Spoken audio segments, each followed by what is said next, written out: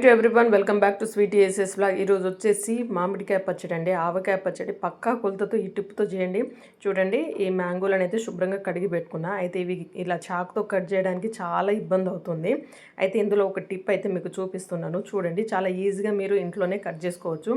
ఇలా చాకుని ఇలా కొంచెం అలా గట్టిగా పెట్టి ఇలా సుత్తెతో కనుక కొంచెం గట్టిగా కొట్టారనుకోండి, ఈజీగా కట్ అయిపోతాయి అన్నట్టు. తర్వాత ఈ లోపల ఉన్న పిక్కలు తీసేసి లోపల ఒక తెల్లటి పొర ఉంటుంది కదా, అదైతే తప్పకుండా తీయాలి. అట్లయితేనే పచ్చడి పాడవకుంటుంటుంది. తర్వాత చిన్న చిన్న ముక్కలుగా మనము కట్ చేసేసుకొని అన్నీ రెడీగా పెట్టుకోవాలి.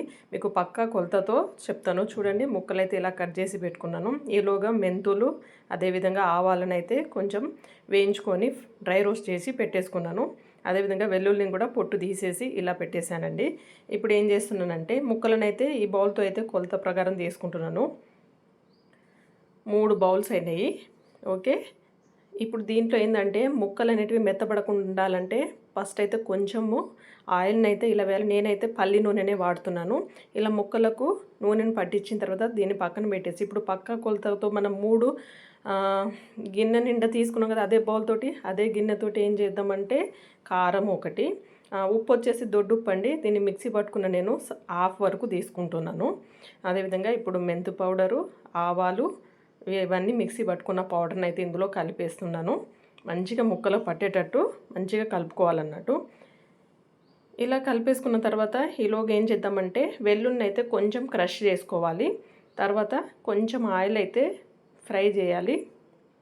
కొంచెం వేడెక్కిన తర్వాత ఇందులో ఆవాలు, జీలకర్ర, మెంతులు ఇలా పోపు వేసేసిన తర్వాత వెల్లుల్ని అయితే మనము క్రష్ చేసుకున్నాం కదా, అంటే మిక్సీకి కొంచెము పట్టేసుకున్న తర్వాత ఇది ఏంటంటే మాడకుండా ఫ్రై చేయాలండి. కలర్ చేంజ్ అవ్వద్దు వెల్లుల్లి, అట్లయితేనే మనకి పచ్చడి అనేది పాడవకుండా ఉంటుంది. చూడండి, ఇలా కొంచెమే ఫ్రై అయిపోయిన తర్వాత నూనె పూర్తిగా చల్లారిన తర్వాత మాత్రమే మనము ఈ ముక్కలకైతే పట్టించాలన్నట్టు. ఇలా బాగా మిక్స్ చేసుకోవాలి. ఇలా కలిపేసుకొని మనము 3 రోజులండి కదపకుండా ఉంచాలి. అట్లయితేనే లోపల ఉన్న ఆయిల్ అంతా పైకి తేలుతుంది. ఆ తర్వాత మనము జాడీలలోకి చేంజ్ చేసుకోవచ్చు. లేదంటే ఇలా వదిలేయలేమంటే మీరు వెంటనే జాడీలో కూడా పెట్టేసుకోవచ్చు అన్నట్టు. చూడండి, నేనైతే ఇలా కలిపేసాను. ఆయిల్ ఎలా వస్తుంది పైకి, చూసారా? ఇప్పుడు నూనె పైకి తేలిన తర్వాత మనం ఎందులో అయితే పెట్టుకోవాలనుకుంటున్నామో అయితే గాజు సీసాలల్లా కానీ లేకపోతే అండి జాడీలు ఉంటాయి కదా, అందులో అయితే మనం స్టోర్ చేసుకోవాలన్నట్టు.